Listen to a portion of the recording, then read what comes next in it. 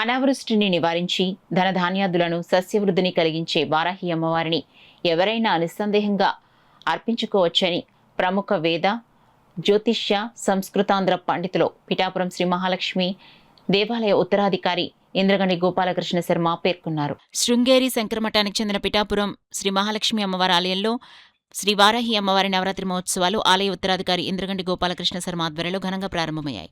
ఆలయ అర్చకులు మహాలక్ష్మి అమ్మవారికి నిత్య కైంకర్యాలు జరిపారు. అలాగే ఆలయంలో కొలువైన వారాహి అమ్మవారికి అభిషేకాలు, ప్రత్యేక పూజలు, అర్చనలు నిర్వహించారు.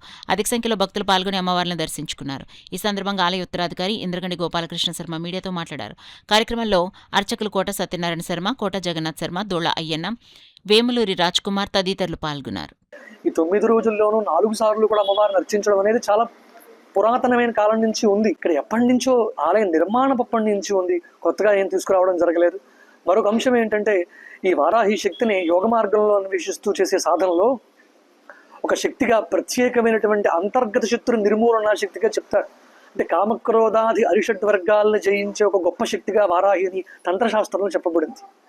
అందుకని ప్రతి ఒక్కరూ ఆ మంత్రాన్ని ప్రత్యేకించుకున్న అక్షరముల మంత్రాన్ని ఉపదేశం పొంది చేయాల్సిన వారు వేరే చేస్తారు. కానీ అమ్మవారి కవచాలు, అమ్మవారికి సంబంధించిన శ్లోకాలు ప్రతి ఒక్కరూ జపించుకోవచ్చు. వారికి ఎటువంటి ఆక్షేపణ లేదు, అందరికీ అర్హత ఉన్నదే.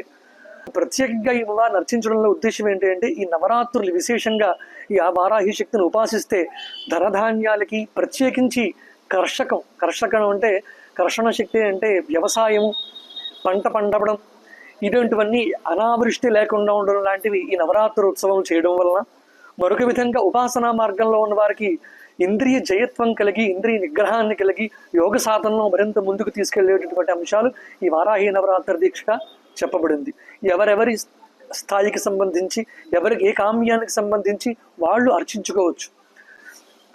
కనుక ఈ 9 రోజులు కూడా శంకరమఠం, శృంగేరి శంకరమఠంలో మహాలక్ష్మి అమ్మవారి ఆలయంలో ప్రత్యేకంగా అమ్మవారిని మంత్రోపాసనతో పాటుగా అమ్మవారి ఉపాసనా మార్గాల్లో చెప్పబడిన హోమ విధానం కూడా ఉంటుంది. అవి పండితులు చేస్తారు. భక్తులు కేవలం వారి గోత్రనామాలని ఇక్కడ సమర్పించుకోవడం, చదివించుకోవడం, అదేవిధంగా దర్శనం చేసుకోవడం, హోమాన్ని దర్శించడం, ప్రసాదాన్ని స్వీకరించడం మటుకు చేస్తే సరిపోతుంది. వారి అభీష్టములు నెరవేరుతాయి. ప్రత్యేకించి ఏ ఏ కామ్యాలైతే సిద్ధించాలనుకుంటున్నారో అవన్నీ అమ్మవారి అనుగ్రహం వల్ల తప్పక సిద్ధిస్తాయి. జగద్గురువుల ఆశీస్సులు కూడా పొంది సకాలంలో ఏ ఏ కాలాల్లో అయితే అమ్మవారిని అర్చించాలని చెప్పబడిందో ఆ ప్రకారంగా ఇక్కడ అర్చనా విధానాలు జరుగుతూ ఉన్నాయి. ప్రత్యేకించి 9 రోజులు అందరూ వచ్చి అమ్మవారి దర్శనం చేసుకుని ప్రసాదాన్ని స్వీకరించి ధరించగలరని కోరుతూ శుభం భూయాత్, సర్వే జనా సుఖినో భవంతు.